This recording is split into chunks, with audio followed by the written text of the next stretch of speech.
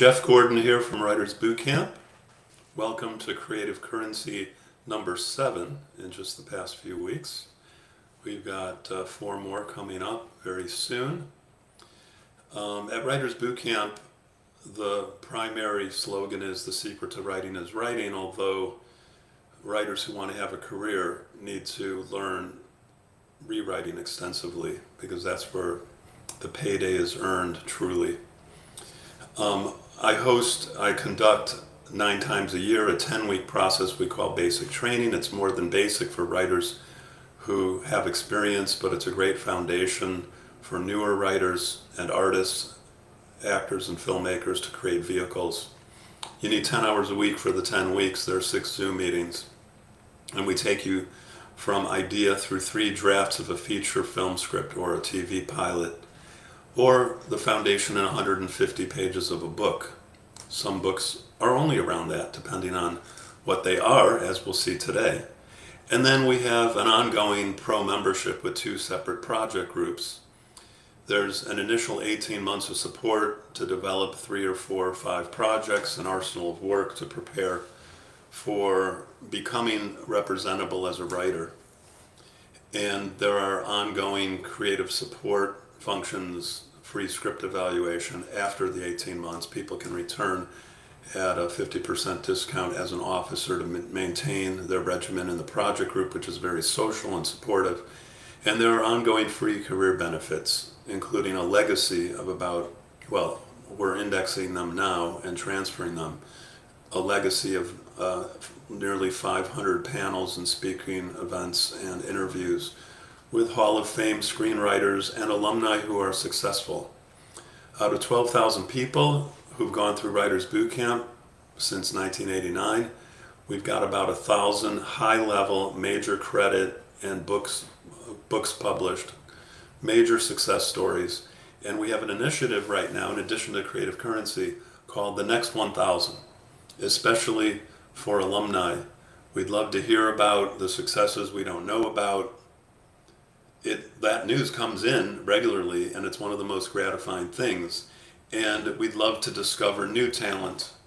And when we do mini camps, we can often, which are refreshers and short topical teaching events, we're happy to include friends and colleagues. And our best writers tend to come from friends and alumni over the years.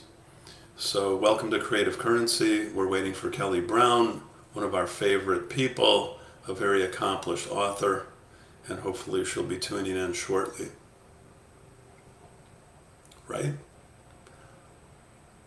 10, 9, 8, 7, 6, 5, 4, 3, 2, 1. Ladies and gentlemen, hey. Kelly Browne. Hi, Jeff. It's so great to see How are you. you. It's so great to see you. What's going on? How are your travels? My travels are good. I'm live here in Washington, D.C. at my sister's house. Oh, it looks like a lovely home. Yeah. How are you doing? I'm so well. It's good. Great that it's Friday. It's been a warm week in Venice, which is rare. But yes. That's why we consider the start of summer to be 4th of July weekend, because May gray and June gloom burns off. Yeah. But this year we actually had sun during the winter. Don't let anybody tell you that LA doesn't have seasons. You just have to have been here a long time like me. Right. Me too. I'm a Valley girl at heart. Nice, the great 1-8. Right. Hey Kel, you're an alumnus and also an accomplished author. Thank you. And you have experience in the business and understand contextually how it works and what goes on. But it's always fun for me to ask, because it's somewhere deep in the recesses of our old database, how you found out about Writers Bootcamp. Oh my gosh, you know what? It was a million years ago, because sitcoms were so hot at the time, and you were doing this sitcom class. I think I saw it in Daily Variety, and people were talking about you. Yeah, people were talking about you.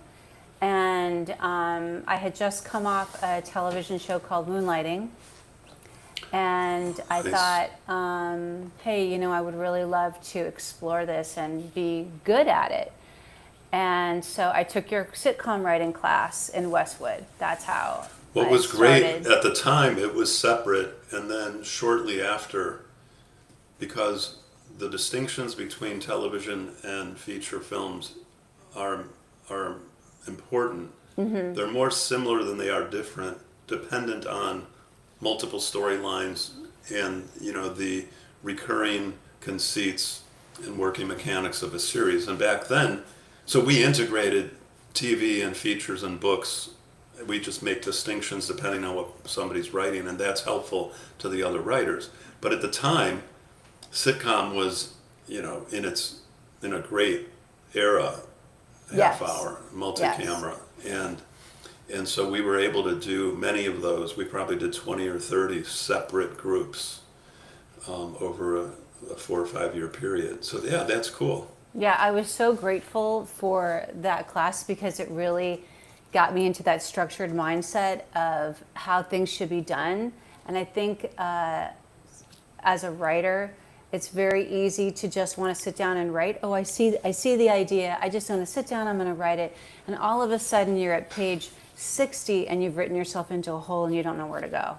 So I think that what I learned with Writers Boot Camp is, oh no, we've got to lay down the structure. I always look at the way you teach like as a hanger and thinking things out and this character and the dialogue, and I love your class. I'm so grateful to have met you, and I've taken your class many times actually. So we appreciate returning customers. The structure is crucial if you don't know it, and once you know it, it's tertiary. Character development helps attract and maintain audience engagement and involvement, and then fresh entertainment is what we're in it for. That structure and character development work together. I mean, structure without character development is formula. Right. And we're not teaching formula, we're teaching the form, and it's the nuances and the distinctions that a writer makes. You've always had that point of view, but also I wonder, how closely do you think your writing, the nature of your expression is a function of your personality as well? Oh, 1,000%. 1,000%. Yeah, 100% I write like that. Yeah. And your first book, 101 Ways to Say Thank You. First book. Yeah. Exactly. And thank you for the signed copy back in the day. My pleasure. What was your segue to determine that? And did you grow up, like, was your mom Miss Manners? No, How did you learn etiquette? Actually, I grew up doing a lot of volunteer work. I was part of National Charity League. It was like a debutante training program, but my mom was always into, the idea of being grateful and, having poise and confidence and, all of those things. So what happened is I was a development person for Freddie Fields.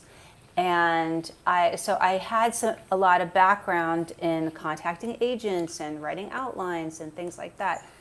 And I had written a lot of thank you notes when I got married and when I had children, and I wrote them all on the computer and I saved them.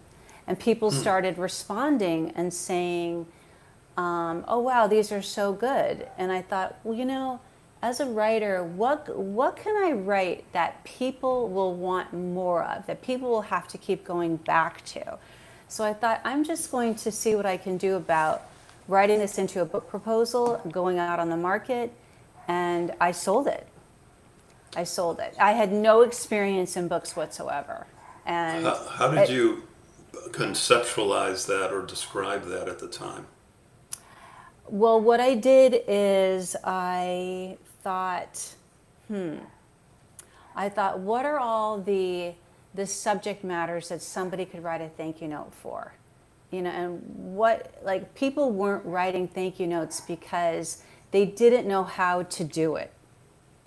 And I thought, well, this is so easy. Like, how can I help people just understand the basics of, you have stationery handy, and it's just a conversation. Just say thank you so much. I love the gift. I so appreciate you thinking of me. Even if you just said that, putting it in an envelope and mailing it through the mail, that will make someone's day. It's like, I always believe that the magic of gratitude is contagious. But more importantly, bringing it back to Writers Boot Camp, I learned in Writers Boot Camp the structure of how to do this, right? How to lay it out, how to have an outline, how to, like, what it looks like to have the beginning, middle, and end. Like, I knew where I was going. Right. So it gave me that foundation of what it should look like professionally to go to an agent. And then I signed with an agent, who's still my agent.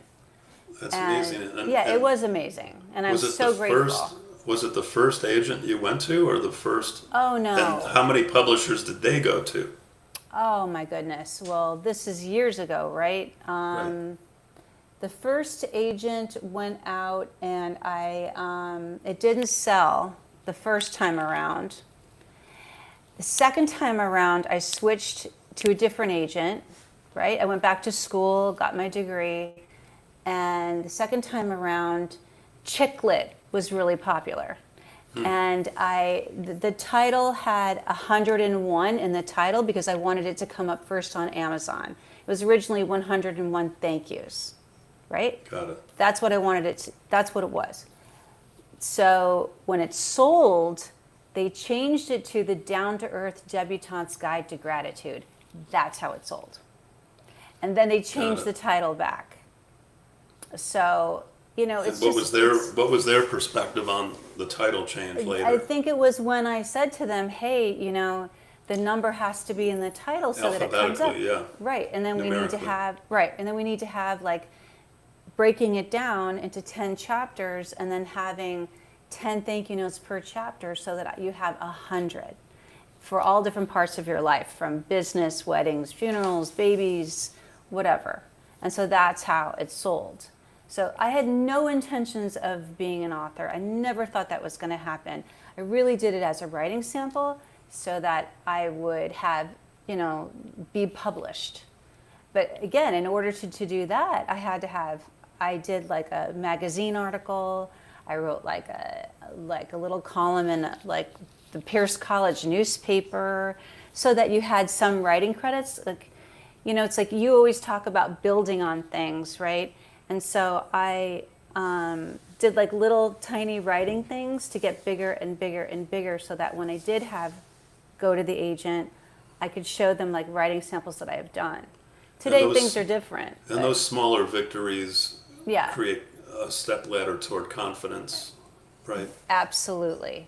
And it didn't matter if you weren't paid because you still had the Right. pages to show.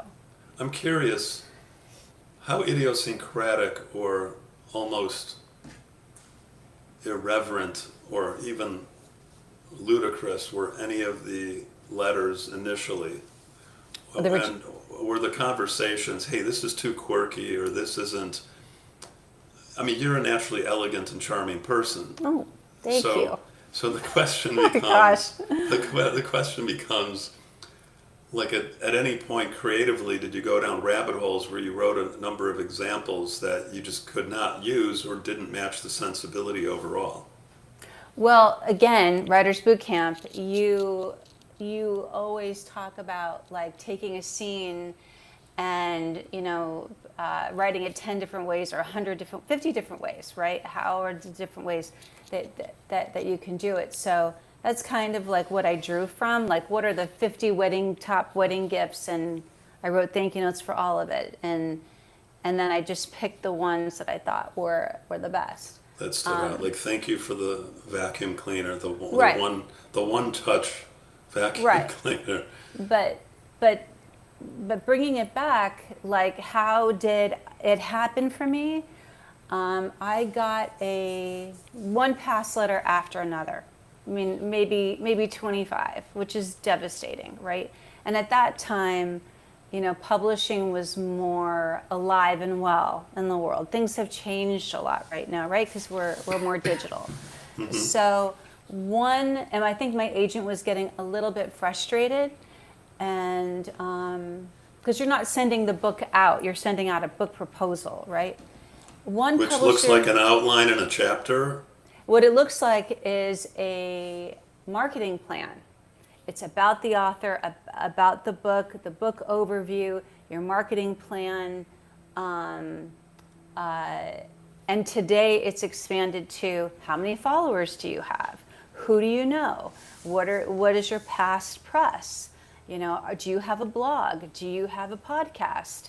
If you have 50,000 followers or 80,000 followers, you're getting a book deal. It's happening. If you have 1 million followers, they want to talk to you. So it's very, very different right now. And So, did you do anything extra to market it once you had the deal? well, at that time, just bringing it back to what you asked me, what was the difference was a publisher said if Crane and Company was sponsored you or endorsed you, we would be interested. And I was like, Crane and Company, it's one of the best stationery houses in the world. How do I get there? I just called them cold, and they made me an offer to buy the book. And they endorsed the book, and it was like taking a chance that you never thought was going to happen, a cold call. And they offered me a lot of money. And then Barnes & Noble, Sterling Publishing came back. They made me a lower offer, but I took the offer because that put me in the bookstores. Got it. So that's what I did. And there. was Crane disappointed, or were they still involved? They stayed involved. Okay. They stayed involved until, what happened is computers and the digital world took over, and So in a way, they're sold. you produced your own book. You took a proactive stance. Yes. And where was that? And was that experience from the prior positions you held with Freddie and other producers? Right. So I worked for Freddie Fields, who was one of the top agents in the Was entertainment Freddie at industry. William Morris when I was there in the training program? I think he still was. I think Freddie founded ICM and CMA, Creative Management Associates, right, which became ICM. And he was a very difficult personality to work for. He was hard. And I'm not saying that like in a negative way. I'm saying that it was like everything had to be done tomorrow.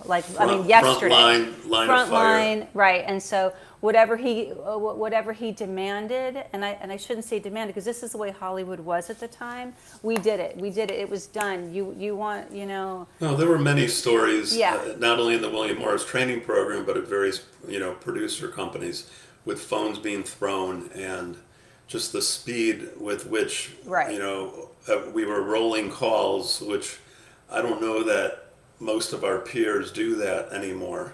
Right. And yet so often a lot of old school friends and colleagues are on the phone much more. You need, but mostly you're getting on the phone because you're scheduling it through email. It is overwhelming when we get, we're constantly barraged with texts and emails. Right. And calls are coming in when you're already on a call. Right. It was a totally different world. Like, you didn't ask why you did it. Absolutely. Yes, sir. No, sir. Always addressed him as Mr. Fields. It was always, It was old Hollywood. I mean, he represented Judy Garland, right? Mm-hmm. And I grew up in the entertainment industry. My father, Richard Lehrman, is an assistant director, and so I had spent a lot of time on set, so I knew the rules of what the expectations and the standards were. So I just did. And the tiered system of who had achieved a certain level of stature. Correct. I knew who everyone was, and I knew everybody, and yeah. So going back to, and obviously your experience would warrant, as other alumni, our long-form interviews, which we're just digitizing and gathering video, and not all of them are on video, but I've got about 500 of those before this Creative Currency series. Mm-hmm. And with 30 minutes or a few minutes over, we're covering a lot of ground in a short period of time. Right. But going back to just the writing process and publishing, it would appear to me that your skill set also includes the capacity to edit yourself.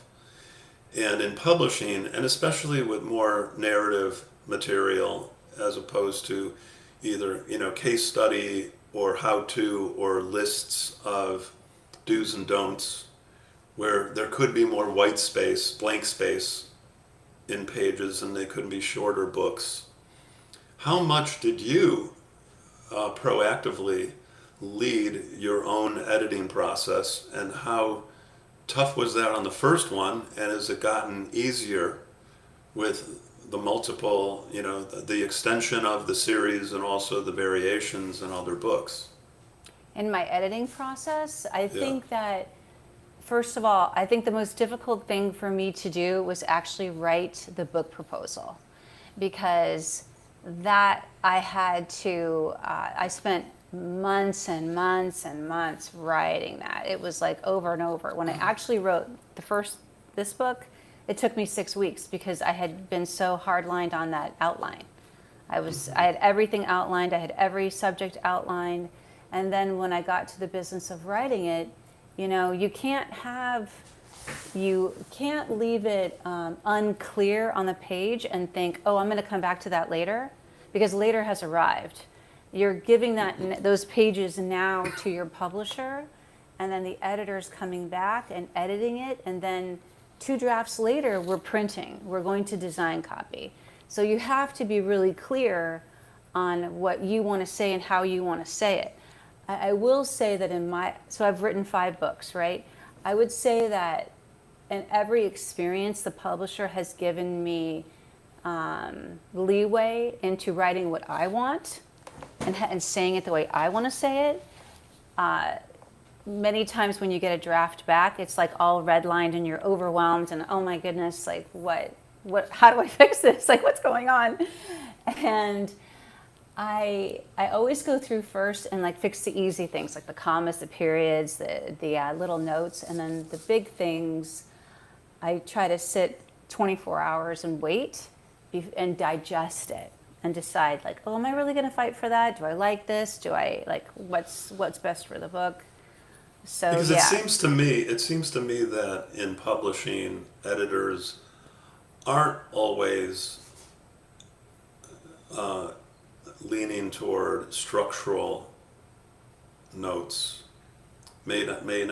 I mean, I'm sure individual editors and associate publishers are great at providing notes, but it seems to me in publishing, the challenge often is that independent writers pay for editing, and those editors aren't necessarily questioning concept and structure. Of course, no, you had absolutely. that strength. You Right. had that strength. Then it does become about the words, but often if somebody's doing a first draft of their book in their own vacuum, with support or not, of a sort through an educational experience, there's a tendency to get word-based prematurely and overly linear. The cool thing is you had the overview, you had the notes from the agent, meaning the experience of what the comments were and what was coming back. Right. So I wrote this book on forgiveness too, right? In this book, my editor, her name is Darcy. Can you just state the title to us, please? So I think this title is too long. However, it's 101 Ways to Create Mindful Forgiveness, but it should have just been Mindful Forgiveness. But I should have fought harder. That's a lesson learned.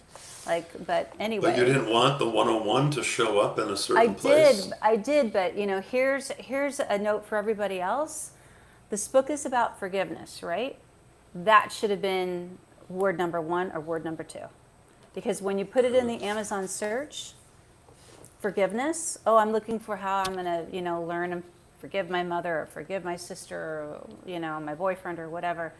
This word is showing up at the end. So it's not coming up first in the search, right? Which is really, really important. Like, in one word, what's your book about? Just like when you teach in Writers Boot Camp, what's one word that your screenplay is about, right?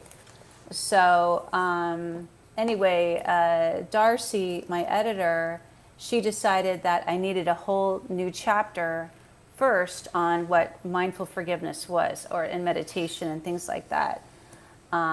This book, I tried to just make it like, forgiveness is such a vast subject, I thought, what is an easy way for people to just access what I've learned? And that's how this book grew to be. This was like an accident. This came from another publisher who asked me to write a book on how to say you're sorry, which is how writing evolves, you know. Right, and well, the Right. active extension of the thinking process, but Right. also journaling is not always direct preparation for chapter and subsequent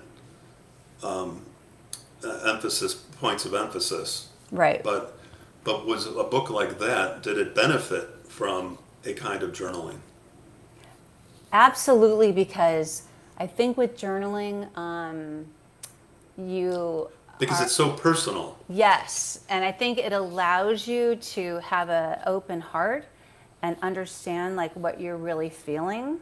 Like I think sometimes we walk, especially if we're sensitive, we walk around and we don't verbalize or vocalize unless you're going to therapy. But you know, I personally don't vocalize how I'm feeling all the time. And so when I write it and I stop and I think, okay, what is really bothering me? That's And why I you're write it so down. interesting, because there's something bubbling under the surface. We're like trying to figure it out. Like, What? why is there so Thanks, much Jeff. energy in the room? Oh, Just as we wind down and wrap up a little bit, and this has been so great, and it's just great to talk to you on any level. thank you. Practical advice in terms of when you go out, when somebody new is creating their proposal, are there 3 or 4 parts to it? And I've known for some time that I emphasize when our writers, whether in basic training or project group and pro membership, are working on prose projects, they're double spaced. Usually, I don't love reading Times New Roman and Courier, which is what publishers tend to want. I think it's 10 point, but then they print an 11 point. We prefer when somebody's working on something 12 point so that it's more readable, so that in order to support them. But are there any, thumbnails or recommendations that you could make to somebody new about, format and even whether it's proposal, whether it's actual chapters? Sure, I'm happy to come back and go into this more in depth. Typically, a book proposal is your marketing plan about the author, overview of the book. I've added a sample of what sample back cover as another selling tool. It should be in 12 pitch Times New Roman. It should be double spaced. Sometimes I cheat and do, 1.5. There should be a table of contents. Did I say about the author in your picture? Yeah. And then go back to the marketing plan. How many parts of that? Demographic, brands, companies, All of that. types of publishers, All of that. All of numbers. that. You And have where to you have- where are you gathering that from? By reading, by the internet, by comparison? So what you have to do is you have to put books in the marketplace, right? So this is all different layers. And you have to go on Amazon or Barnes & Noble and you have to look at comparison books. So, I like, for instance, the Thank You book, which is there's 2 new versions up on Amazon now. This book is out of print, but so I would have to go and compare my book to like Emily Post and say, why my book is different, or why my book is better. I'm working on a new intuition book. So right now I have to look at like what are the other books that are competing in the marketplace?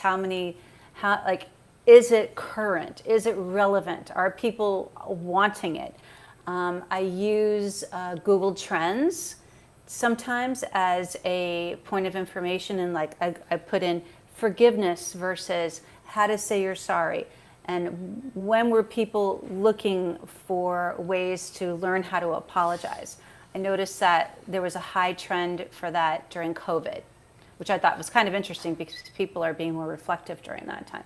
So I used all of these things. Also, like in the intuition book, I found a New York Times article. According to the New York Times, people are believing more. I put that in the proposal.